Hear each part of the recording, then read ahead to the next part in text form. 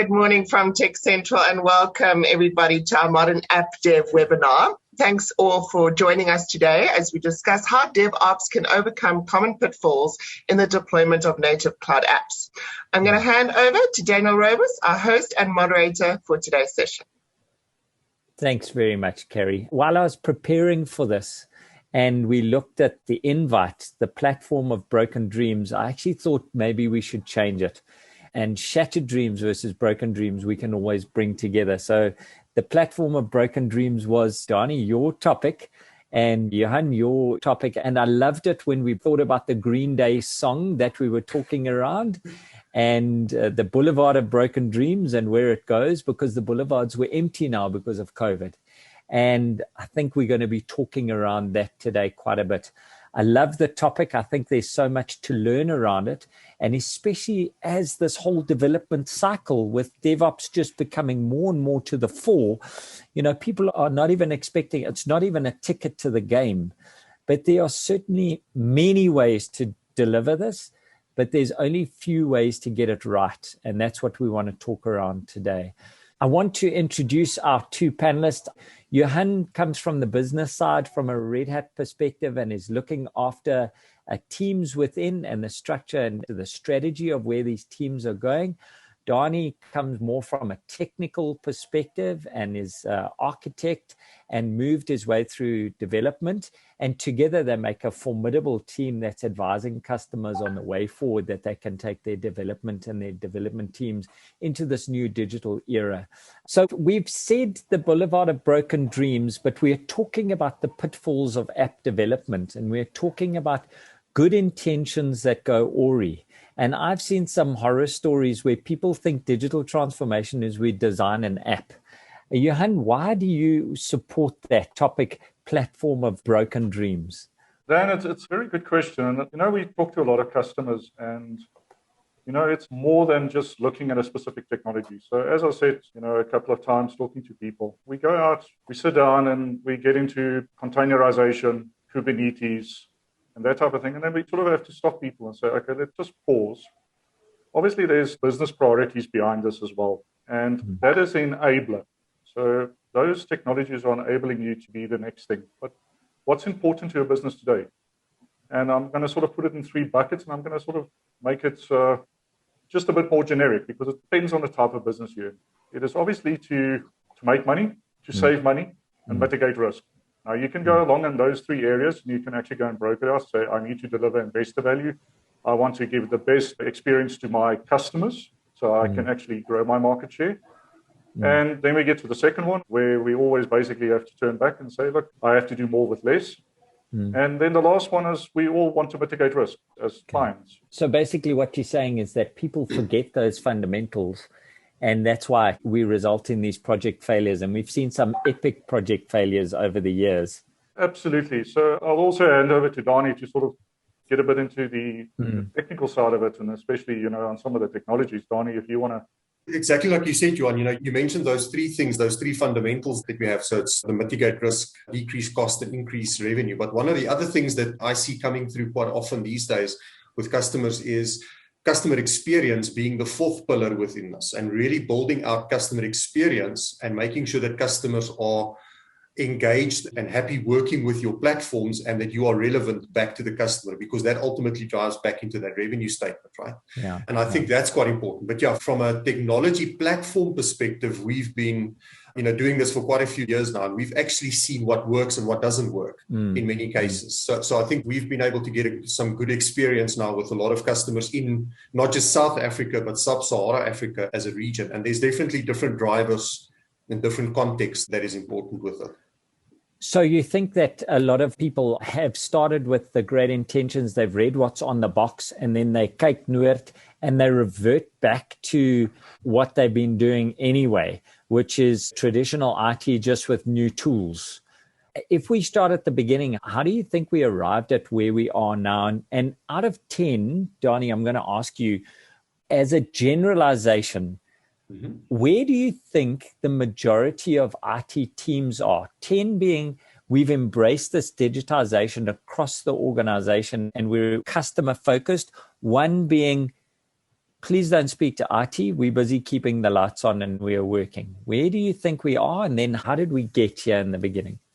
Again, I think context is important here. So I think different sectors, different businesses in different industries have had different levels of success with this. So I think there's been some businesses like the fintech side of things that have adopted this new way of working a lot better. So they would typically have a higher score in that scale that you mentioned. But then you've got the more traditional type businesses like manufacturing and so on. That's a little bit behind where we would normally be. And I think that's been a bit of a challenge as well. And what people do quite often when they embark on this new way of working is they go and they take one of the models that works and that's been publicized quite a lot. Something like, for example, the Spotify model. And they say, well, let's take the Spotify model because that worked and let's go implement it into our environment as an example, and then let's use that. That's going to be the way that we're going to get DevOps working within the environment. And the challenge is that doesn't work for the context and where they are in their journey. And then they have typically trouble and failures and issues that come up. And ultimately, these things then fail. And then you fall back to your old way of working and you start working with that. That's just the human behavior, right? People don't like change. And if the change doesn't work, that's even worse. Yeah, so we see these things out of our industry. We try and adopt them inside our industry, but we don't understand the fundamentals that have gone into that. And I think that value gap is often not breached. And is that the role that the partners and the vendors should be playing, Johan? Daniel, absolutely. I think from what we've seen and what is happening out there is you as a business person, you understand your business really well. Well, you should. Let's put it that way if you want to be successful. So from our view as a vendor, we are basically saying for you as a business owner, focus on what is important to you to get to that next level, that agility, that next level, app that you want to develop to grab more market share. And let us as a vendor help you with the rest. Let's help you build up from the ground up, put a strong foundation in and get all the plumbing together and deliver a platform to you that will make it easier for you to move forward and focus on what you need to do, not get stuck in the weeds. And unfortunately, where we are now, there's a lot of people that get stuck in the weeds. So we've got to focus on, digital transformation means I need to go and do containerization. That's some of the stuff we're getting, which is not true. Digital transformation actually starts at company culture level. And then going down from that point, let's work together as a company and how can we get those common goals together as teams to drive this forward. So yes, definitely, we can assist by saying, we can help you on the foundation to get this right, to build all the pieces in between, to give you that platform that you can use as a springboard to get those next levels apps out the door. So I know we're going off piste here, but I want to carry on there. Johan, do you think the buying cycle that we're experiencing in South Africa allows for vendors and partners to share that expertise? And the cycle I'm talking around is have requirement, issue RFP, get 15 responses, choose the cheapest one, and then start the project. Do you think that still works in today's customer-centric need value gap meeting through the development? Or do you think we need to find a new way of buying the software solutions? It is a difficult question to answer. Obviously, you need to go through your governance, and as companies need to go through procurement cycle and governance to make sure that everything is followed. But I want to sort of change that around. You need strategic partners. Now, there's a difference between a vendor-customer relation and a partner-customer relation. When you're strategic partner, you're there with your customer and helping them get to the next level. So that's an indirect answer to your question. So I believe there needs to be change. So you have to go through that process to say, I need to get the correct strategic partners to align to my business goals. And then they got a seat at the table to help you drive forward towards the next steps. So there needs to be a bit of a change in the approach and saying, we have to go through all the steps to make sure we get the right people involved as those partners and strategic partners. So just a free bit of comment to our delegates is that look at a set of partners that aren't worried contract to contract, but are looking at an extended period and that can absorb your business and make that a priority because the development cycles are different, the tools are different, and the thinking needs to be different. I think that's really wise, Johan. Danie, there's a lot of myths when it comes through the modern app delivery and development and cloud native platforms. What are some of the stumbling blocks that people hang on to these myths? They think they've arrived. Where are these around? So I think there's really three main myths that I see quite often with customers that we see when we speak to them. And the first one that they typically come back with is containers is enough in this digital transformation journey. Now, if I've implemented containers, I'm now digitally transformed and I've got this new way of working and everything is going to work, right? So, yay, we've got containers. We use APIs. Yes, we're digitally transferred. Okay, yeah. Exactly. So that's really the starting point of this. And I think the problem there is the fact that we as vendors have perpetuated that problem as well, because we were selling containers as vendors to customers over the last few years. But it's not the answer. It's not the ultimate end goal within this, right? So we have to help customers to understand that containers is great. It's bringing a lot of capability and a lot of new functionality that you can use. But that's not the end game that you're on here. That's just the way that you're going to package your application, ultimately, to take it into production. So you've got to think about that. If you get your head around that first part of it, that containers might not be the answer, number one, and it might not be the answer for everything, you're in a good space already. You don't just containerize everything and off you go. I think the second myth that I see also quite often that people push in as well is, Kubernetes is the answer. So, containers at scale didn't work. Well, let's go introduce Kubernetes. That's yay, we've got Kubernetes. We've got now we're done. Now we've used everything. We're done. Okay, we are now at the forefront. We knew, we're well away. And the problem there is Kubernetes is just a tool. It's not supposed to be this overcompassing application that you've got built or this platform that you've got built. It's a tool in a tool chain that you've created. It's part of a platform that you're creating. It's a great tool. It's a great orchestrator, but that's all that it was really designed to do. So don't think about you've arrived if you've deployed Kubernetes. You still need to do a bit more work around what it is that you're going to be doing. And I think what Johan was saying earlier is quite important. Culture, processes, the way that you develop, the way that you take these applications into production, that's where the key lies with us as well. And then I think the third part of it is that application platforms is enough. So now we've got containers, then we take containers to scale at Kubernetes, and then we deploy application platform, and now we're done. Yeah, that's absolutely also not the case. You need to do a lot more when you get to that application platform point, and you need to start building out again, the tools, the processes, the people, the culture to actually apply this new modern way of developing and deploying applications. It's all about modern application development, deployment, and delivery, ultimately. Because if it hasn't happened in production, it hasn't happened, right? You have to make sure that whatever the work is that you're doing leads up to production. Absolutely. Johan, do you want to add anything to that? Just adding to what Danie said. Obviously, if we look at adoption rates, we look at a bit of stats now. And if we look at adoption rate of containers, and this is to Danie's point, we can see there's a huge adoption rate in containers. We can see there's a huge adoption rate in Kubernetes. But still, if we look at the levels of those technologies still in development, it is into that trap that we've taken technologies on with not the end goal in mind. And we've actually haven't gone through the other process to make sure we've aligned everything, to get everything going again, to get those apps quick out. So I think if I just recall just from a stat that they say typically on customers, they've surveyed 37% of customers out there still in development phase of this. Getting to grips of containers and Kubernetes, is the buzzword out there. So I concur with what Danie is definitely saying. So it's getting out of that. And I'll go back to that point I said earlier to you is, we want to help people to say, focus on your business. We can help you to get to these points by enabling you through those levels. And it's not only a technology discussion. This is definitely sitting around the table and discussing with customers, what's your business priorities? What is important to you? And then we backfit it to technology. Start with the end goal in mind and then go through the processes, get all the teams involved, get them all aligned, and then go through the process and say, okay, now, right, the technologies that we should be looking at to achieve these are the following. And really, isn't that why organizations have tapped into now the fourth myth? We've taken agile and our development is just going to smash it through here because we're putting business together with IT and we should be focused on an outcomes-based effort.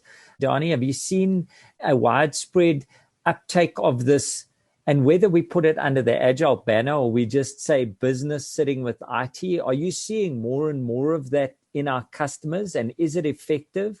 Are those barriers to communication between the people who are developing and the people who need coming down effectively? There's definitely pockets where this is happening, right? So there's definitely organizations that I can say, these guys are really getting more and more mature in this process, and they're actually really building a proper Agile and DevOps culture within their business where they understand the business priorities before they actually go and they do anything. And also, like you said, operations and business and developers all sit together around the same table and they understand the common goal that they're driving towards. So you do get those pockets, and it's becoming more and more prevalent now with organizations. A lot more people are starting to do this, right? But like Johan said, there's all of these other organizations that are still in a development phase, just trying to grapple with the concepts of what is a container and what is Kubernetes and all of these other kinds of things. And they're still not at that point where they understand the real benefit that they can unlock by going into a proper Agile platform. So they know enough to be dangerous. Yeah.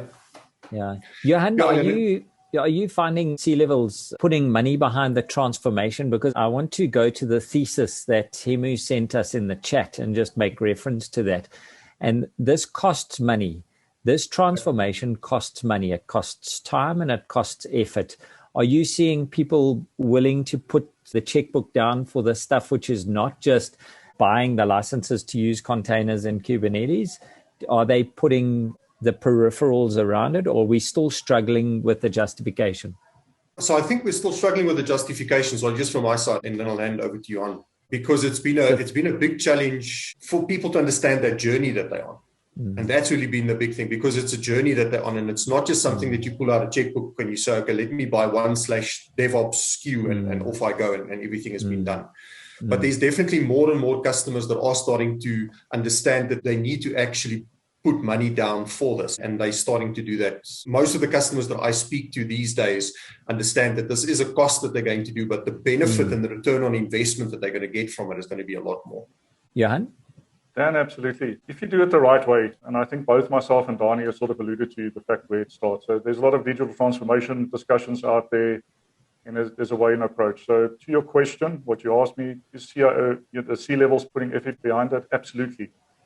Because our markets are changing dramatically. The way we buy goods, the way we, Uber, if we look at Uber for argument's sake, they don't own their own taxi, but yet they deliver a service, Airbnb, all those guys. So the market is transforming and people need to keep pace with it.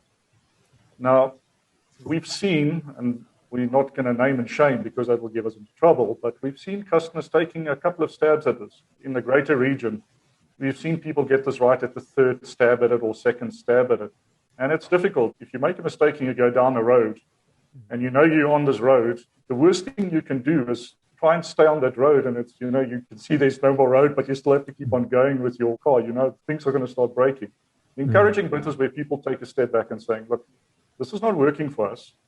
We need to look at it again, and we need to look at it properly. And I keep on circling back to the business priorities aligning to IT, and CIOs' roles are also changing in the market now. They've got a higher percentage business focus opposed to I'm just looking after the infrastructure. It's getting through that and saying, pulling up the handbrake, let's take a step back. And in some of those environments, the quicker you do that, the quicker you can get to the next level. If you keep it's a brave man that does that, though. Yeah, and we've seen a couple of people.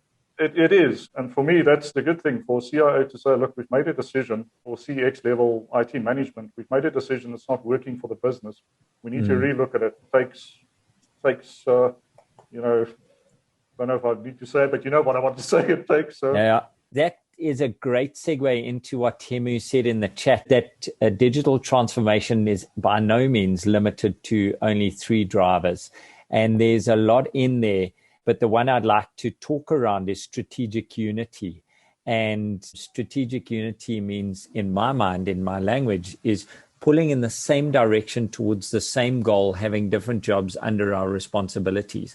And Danie, I feel that we see this Field of Dreams, which, as my 14-year-old says, was the second most boring movie she's ever watched, where I cried through it.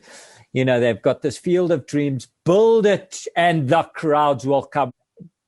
Is that how transformation happens? Unfortunately, I think the reality of that is that is not the way that it happens typically, right? I've had many customers where we speak to the operations teams and they say, don't worry, we'll build this platform. We'll make sure everything is cool and everything works. And then the application developers will just bring their workloads and it'll just be this magic platform that's been built. And I unfortunately haven't seen any of those really successful deployments ultimately, because that's not the way that it works. You've got to get the developers to be excited about the platform and to become productive. That's really what it boils down to, because if they can drive the need for the platform, that's where the important thing comes in. So typically where these things have been successful is if you reorganize your teams into a more cross-functional team setup, and the ops people understands the requirements from the dev people a lot better, and you can bring in QA and testing and all of these other groups of people into those same teams, and you can have the business owners part of that team as well. Now you can start driving what the need is a lot better, so that when you build the platform, it actually is fit for business purpose. It actually is the enabler fit for customer purpose. And Absolutely. surely, I mean, that's Johan's nodding emphatically there. Where does the customer sit in this if we're just building this?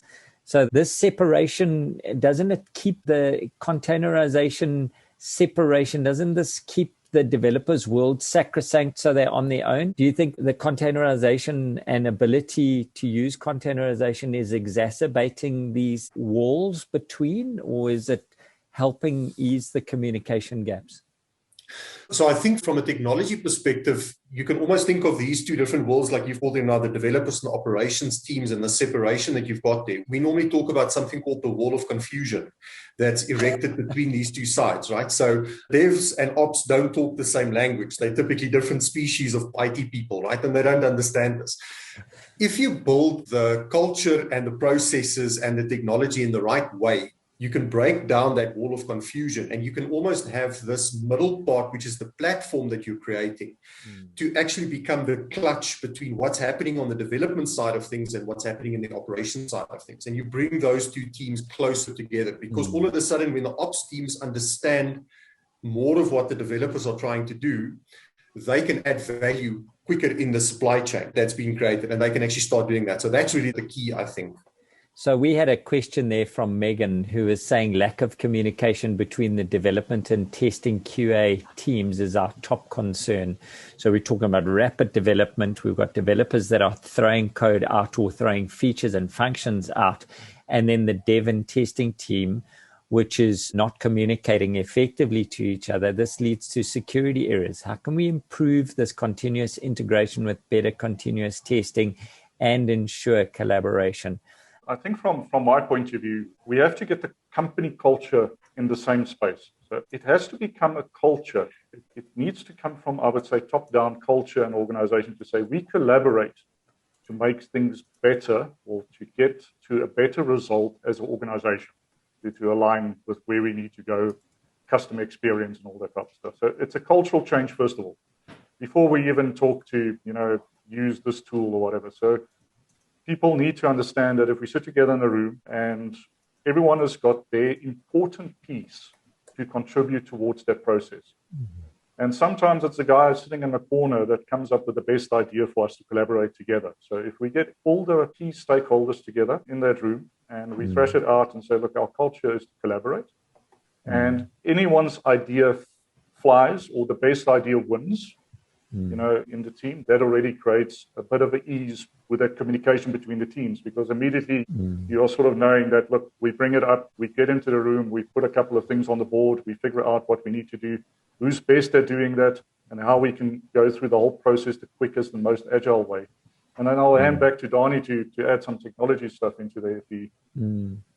I think it would be a good segue to talk around DevOps and the 4 Rs. Danie, what is that? You mentioned that to us in the prep, and I wouldn't mind just revisiting that, because that talks around how we get this cultural change. Sure. So there's a very interesting book that was written by two great DevOps gentlemen, and the book is called Team Topologies. And the thesis of that book is you need to organize your teams within your IT shop in such a way that they can actually develop the applications correctly, because the application architecture is a direct result of the formation of the team. So the way that the team has been set up will determine what the architecture will look like of the application that you push ultimately. And that's not a new thing. That's a law that has been defined since the 1960s. So really an old concept that is still very true today as well. And what the guys in the team topologies book actually say is that when you set up these teams in the correct way, ultimately what you're trying to do is you're trying to get the developers to be as productive as possible, and you're trying to take the cognitive load that they would typically have trying to understand how to deploy the application and how to set up the application, how to set up the environment and all of these kinds of things. You take away all of that cognitive load and they don't have to worry about that any longer. They've got a standardized tool set that they use to build.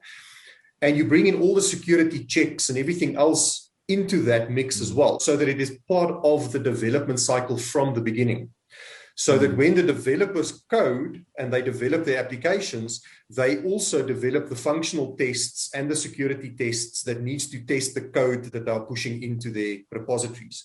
So at the point that the developers are pushing the code into the repositories, into their Git repos that they've got created, all of these tests can start kicking in, and these tests can run these bulk pipelines that will then allow the application to be promoted through the different stages automatically without the developer having to worry about where that goes and how that does. So all the logic should be part of the platform that you're creating. And then the developer should just be left to be able to do this in a lot better way. Now, bring in the security guys from the beginning, let them explain that security context from the beginning so that the developers are aware of it, and then you can start pushing it out. So now that's good in theory and that's good on paper. In this work from anywhere world, we've got developers that are sitting everywhere. We've got business analysts that are sitting everywhere. Heaven forbid you try and sell like me and meet new people. Tyler has asked an incredibly pertinent question, which is, who do you think should drive the bridging of the gap between business and technical in a company? Do you think that this is a missing crossover role, or should business or technical drive the engagement? So the first is there a need to drive the bridge, or is that a myth that Tyler is perpetuating? I don't think so, Tyler. I'm on your side, but I've got to ask it. And then who do you think it sits with? Is it techie? Is it business? Or is it a new role that's come through? From what we are seeing, the CIO's role is actually getting a bit more business orientated, and the CIO is actually getting more into that, let's bridge the gap between business and the team and getting them together. So that is definitely, yes, to answer the question, we believe there is someone that needs to be driving it. Where we are seeing that's happening with slow change is the CIO is taking more of that up in the business side of things. Okay. I think the important thing is, so we have a concept within Red Hat that we follow, which is called the open organization. And it's actually a reference architecture or a methodology that we helped create, and we open sourced the whole idea behind the open organization as well. And really the idea is that you change the organizational model for decision making from a top-down approach to a bottom-up approach. So the idea is that you empower the technical teams to make their own decisions and to self-organize, because that's one of the important agile principles, right? Is self-organizing teams will typically be more productive.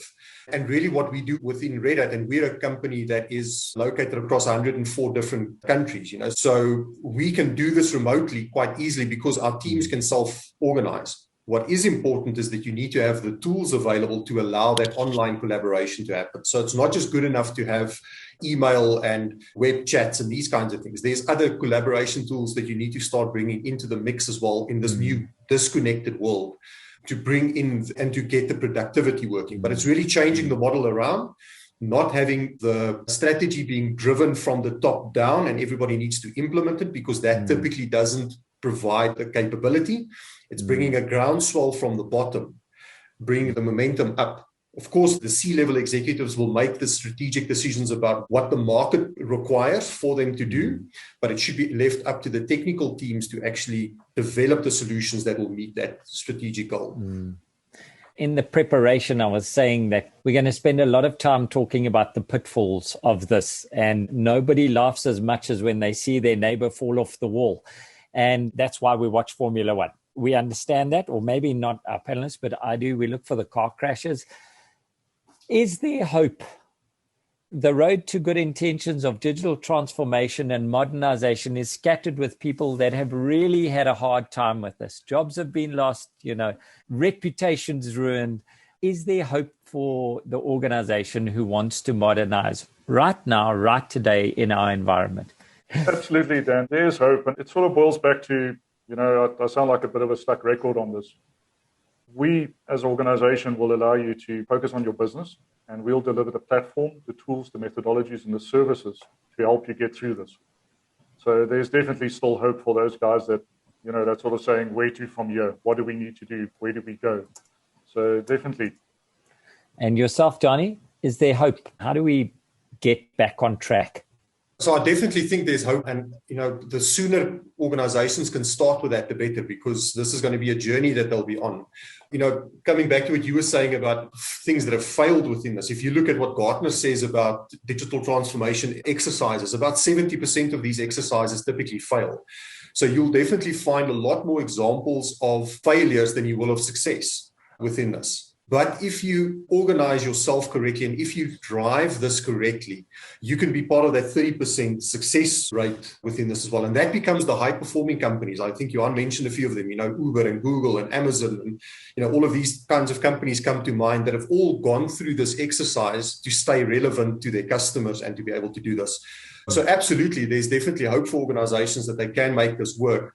But they have to just take a step back and just understand the context, where they are now. Choose a way of working that will make sense to take them forward, and then have the discipline to apply that, even if the going gets tough and even if they make mistakes, because they will make mistakes. There will be errors. There will be things that go wrong.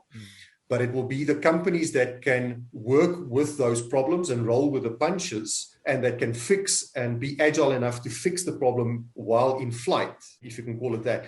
Those are the guys that will be successful. Those are the 30%ers that you typically see. But the problem that we see with most of these 70%ers that are failing is they hit a snag, they hit a problem, and the company isn't organized in a way that can allow them to quickly pivot to another option, or that can allow them to learn from that problem and to then change the behavior that they're going to be on. And that's really going to be the big thing. But there's absolutely hope if organizations are willing to do this. And those methods, the recommended processes and the tools we're talking about, this is not arcane secrets that are held by a society behind closed doors. These are available to us, aren't they? I mean, where absolutely. do we find out? Yeah, I mean, if you think about the most basic starting point of this is the Agile Manifesto that you can go and download from the internet. If you do a web search for the Agile Manifesto, you'll find a lot of information around these guys that have created this agile way of working. And that's typically a good starting point. If you can start adopting some of those capabilities, you can start using and getting the benefits from that. But it also goes, like I said earlier, you can't just go and take one model and apply it without understanding if it's going to work in your context. So don't just go and rename your groups within your company to tribes, DevOps by DevOps, or Agile because I've now applied Agile methodology. You have to go and adapt it for your organization. Now, we talk about something called the trusted software supply chain that we drive, with our platforms. And really the idea there is it goes back to manufacturing. And if you think about the way that car manufacturers have been manufacturing their products that they take to market, they typically have warehouses and distribution centers where the different individual parts and components of those vehicles are manufactured and then stored. That goes to the assembly plants, and in the assembly plants, they put these things together into a working car that they can then sell. And that then goes off to the agent that sells the car ultimately to the end user. And they can get feedback from the end user that's bought that car back through the agency into the assembly line to understand that there could be problems. And that's where the recalls and all of these other kinds of things typically comes in, from a car manufacturing perspective. So we've learned a lot of lessons from that kind of model. And we've brought that into the software supply chain as well. So the trusted software supply chain is pretty much the same idea. It's taking those raw components that you would have, the individual components, and this would be open source libraries, and it would be a bunch of different technology sets that's already there. You bring that into your assembly plant, which is this digital platform that we speak about, that could be in the cloud, it could be on-premise, it could be whatever, a container, whatever it is. And you develop that and you assemble that into a meaningful product that you take to market. and then you take it into the market space through your whatever channel is that you would typically run it with. Important thing is it has to be relevant to that end user, right? So the end user will tell you whether this thing works or doesn't work and what other features they would want to have. So you need to have a mechanism to bring it back in, that feedback that the customer is giving you. That needs to feed back into your process so that your trusted software supply chain can go and add that into the mix, and they can actually go and apply that as well. So it's like a big blender. Business requirements come in, results come out at the end of the day, and we can get on with doing what we do, which is business. Johan, do you want to add anything to that before I ask you another real unfair question? And the unfair question is really, what does Red Hat actually do for customers on this journey? How do you help? Okay, so I'm going to leave Danie's point there. I just wanted to add another point onto that. For management, for the management layer, as Danie said, it starts at the bottom up, a bubble up process. But getting back to that culture, there's our previous CEO, Jim Whitehurst, for those people like to read on the management side, wrote a book called The Open Organization, because we've been living, breathing this methodologies and open organization and sharing of knowledge from the lowest level up as an organization for the last 20 years. So The Open Organization is a book by Jim Whitehurst that I can say if people want at a management level sort of get a bit of additional view into this way of open communication, it's always a good place to start. Dan, just go through your question again so I can just address it. So how does Red Hat help folks who are struggling with this? Because we've got development, we've got operations, where do you come in open shifting and moving them forward at pace? So there's a couple of ways we can do this. So we can obviously approach this by workshop. So we've basically got something called discovery workshops, but taking a step back. If we look at end-to-end, forget about the technology for now, and we want to help you as an organization, we've got something called the Innovation Lab Experience. The Innovation Lab Experiences is where we basically put people into the organization and understand what's going on at the moment, and getting to that first level of planning sessions to sort of say, well, let's break the barriers down. We get all the stakeholders involved in this, and we start the process with them, with the open methodologies. So that's before we talk technology. That's just on the process side of things. Once we've gone through that, then we can get into the next levels and saying, okay, prototyping, putting a little proof of concept together and all of that to show the business, okay, we've gone through all of this and this is the outcome of this. So Danie, anything else you want to add onto that?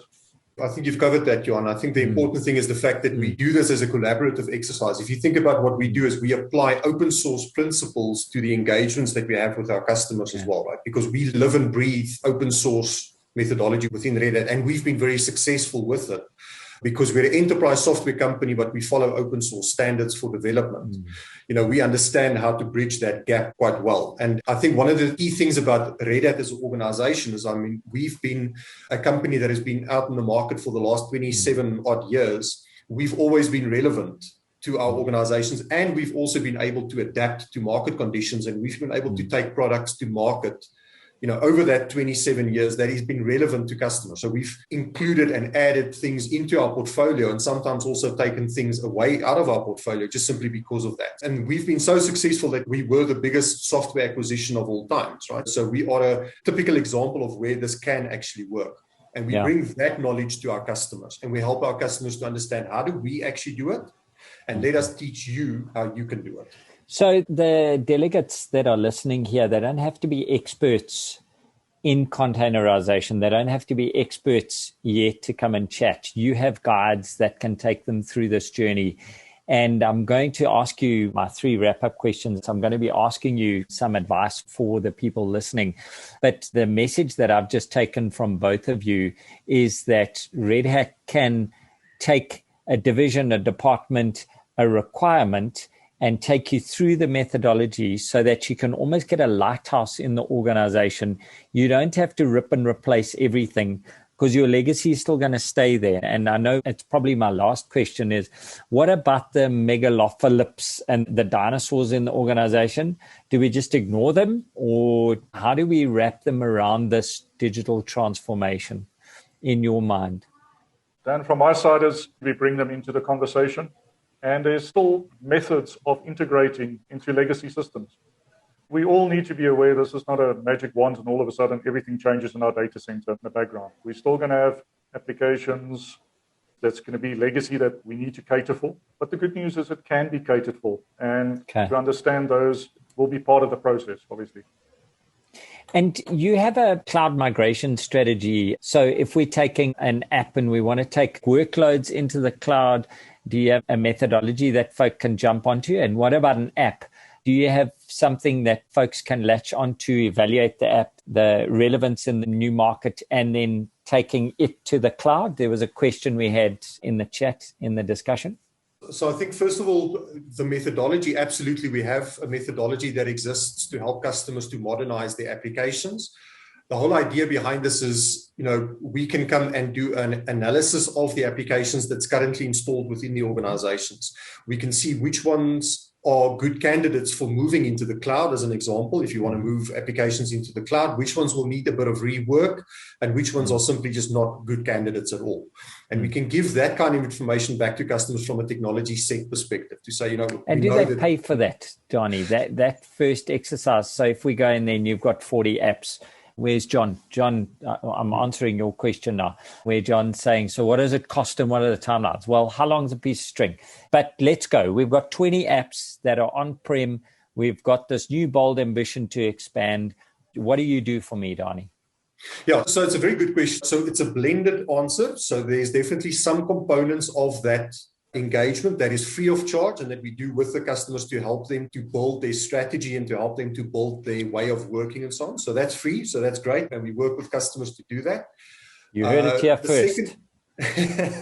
And then the second part of it is consulting type engagements where we actually bring our consultants to run these applications on premise, and there's a cost for that engagement typically.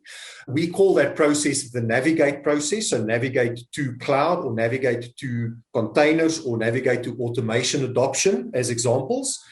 And the idea there is that we then spend really focused time with the customer for 10 days, or it's typically a 10-day type of engagement with the navigate.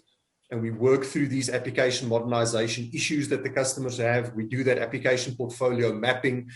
But we don't just do that. We also look at what the customer wants to achieve, how are they going to do it, what are the current blockers, challenges, and so on that they can address themselves without having to pay us anything, but within their organization to fix some of the ways of working to be more cloud native or to be more cloud ready.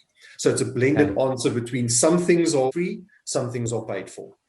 Okay. And just to get back to John, the timeline is really up to you. It's how long is a piece of string? We've got to see what's going on the ground. As a victim of doing many of these, I think the very first thing, Danie, you spoke about was that prioritization and looking at the applications. It's probably the most valuable exercise people can do, and looking at the apps and what they're doing, because a lot of people don't do that. Sorry, I'm not meant to be sharing. It's actually meant to be you and Johan here. Now I want to ask my favorite questions. I'm going to start with Johan and then going to Danie. What's on the horizon for Red Hat in the next 6 months that you are most excited about? And what is the release in your area that affects you, Johan? Then what is your focus for your team in the next quarter? And then last one, for a non-Red Hat customer who may be listening, apart from buying from you and engaging your service, what advice do you have for someone who's considering adopting a transformational strategy in their department? And what are some quick wins that we can look at? Because everyone wants to make an impact. So Johan, you first. What's on the horizon for Red Hat in the next 6 months? And what are you most excited about? So Dan, what I'm quite excited about is open hybrid cloud. And especially in South Africa, we've seen the hyperscalers come in, AWS and Azure. And when we're talking about a platform availability, to John's question, we obviously spoke about the process. But once you get there, you've got the ability to run this as a managed service in one of your cloud service providers, be it at Microsoft, be it at AWS. So that's quite exciting, and the technologies are there, and they are in South Africa, which is even better. So you don't have to worry about data sovereignty and all that other stuff. Okay, and you, Danie, what's your most exciting thing coming from Red Hat in the next 6 months? Probably for me, for the next 6 months, is all of the stuff that we're doing around the edge and building out the edge use cases. And I think that's going to become more and more important in South Africa as we start seeing more 5G rollouts and getting more connectivity out to the different parts of the country. I think the edge side of things is going to become quite important. And then also the interesting things that we're doing around workloads on top of this cloud platform that we're building, right? So if you look at the artificial intelligence and machine learning type use cases that we're starting to see with customers, the event-driven architectures that people are starting to build, using things like streams of data that's coming into the application platform. I think that's the interesting part for me. And there's going to be massive changes in the way that we interact with customers because of this. Come on, that's exciting. You just missed one, RPA. Johan, what's your team's focus for the next quarter? What is your sales focus? And then Danie, yours. So Dan, it's obviously assisting customers in getting through this approach. As we said before, for us, it's around what their priorities are and how we can actually help them through this process. That's really our focus, to say, look, guys, how can we help you to get to the next steps? Clearly, Johan's not quota driven. We want to close stuff. Yeah, Danie, what's your focus for the next quarter? So it's really helping customers unlock the value that they have in their IT solutions. It's really bringing the business benefit to them. And that's really the focus that I've got. So I'm really driving a lot of these workshops that Johan is talking about. I'm really driving that with customers, helping them to adopt this new way of working and understanding agile, DevOps, and all of these other wonderful things we've been speaking about, understanding that for the organization. So that's my focus for the foreseeable future. Excellent. For customers that are working in the tech space and are embarking on this, what are some of the quick wins advice that you would give them now, Danie? So I think some of the quick wins that they can definitely do is start with automation and start building out automation as one of the first things that you do, because there's a lot of value that you unlock with automation. And it's not just automation in one level, it's automation throughout the organization, it's automation throughout the stack. So it's like you said earlier, RPA, which becomes quite important. It's infrastructure automation, it's test and security automation, and all of these other things that you start building into it. So I definitely think a quick win is looking at automation and how you use that. Another quick win that you start looking at with this as well is start what we typically do with organizations. We talk about something called the DevOps Dojo approach. And the DevOps Dojo is a hyper learning experience. And the idea there is that you take subject matter experts from the vendors and from your partners and from your own team. You take a simple use case, you learn how to go and develop that simple use case on this new platform. Then you go and you expand that team and you build more teams with these subject matter experts that's now learned how to do it. So it's the coaches teaching the other coaches, and this becomes the viral way in which you deploy this into your organization. So this hyper learning dojo way is easy. Guys, steal that, make it go. I love that. That's a nice one. Johan? Adding on to what Danie said, and I think this is more at the business level when we go through this whole process. There's a lot of options out there. And the advice I want to give to people, make sure you've always got a clear exit path. It's not a negative thing. So don't go down a route that you basically paint yourself into a corner. Always make sure you've got an exit strategy. And, focus, once again, business priorities versus, into the weeds. How do we build this thing? And then the last bit is, there is managed services out there to help you get to this. And we definitely can assist customers to sort of get them through the steps to get to those, the last, grabbing that flag and saying, this is what we wanted to achieve. I think the anti-nuptial contract with accrual is a really, really important one, especially when you're looking at partners. You need to know what the value contribution is that you're expecting from one another. And how do we part ways? I think that's such good wisdom. Tyler has asked, any plans at looking at bringing blockchain technology in? Just a yes or no, and how soon? So the answer is yes, and it is part of the roadmap for the current and the next release of OpenShift. So definitely it'll be there. Excellent. And of course, you can run normal Red Hat Enterprise Linux for a lot of those workloads as well today already. So yes. Okay. Absolutely. And then Hemu asks, is Red Hat operate in a hybrid cloud environment? Hemu, I'm going to ask Johan to send you, he's giving a very big yes, but just to send that on email to you as a response, because we are out of time. Guys, our hour has flown. And I think the wisdom that I want to summarize that you've given us and shared with us is that this transformation is no longer new. It's been done by a number of people. It's been done right and it's been done wrong. Wisdom is learning from other people's mistakes. So if customers want to come, they should come and speak to you about how to get it right. The second thing is that it starts with a cultural shift rather than a technology purchase before we get into this transformation. And the third is that there's lots of help in this environment. In South Africa, in SADC, and globally, they're accessible through Red Hat. It's been a real fun session to facilitate. Johan and Danie, you're always super guests to have on our session. I want to thank you for trusting your journey with me, and I'm going to hand over to Carrie from TechCentral. Thanks again, guys, for attending today. I really do hope that you found today's session insightful and that we answered some of your questions. Cheers from TechCentral. Stay safe, and we'll see you guys at the next one.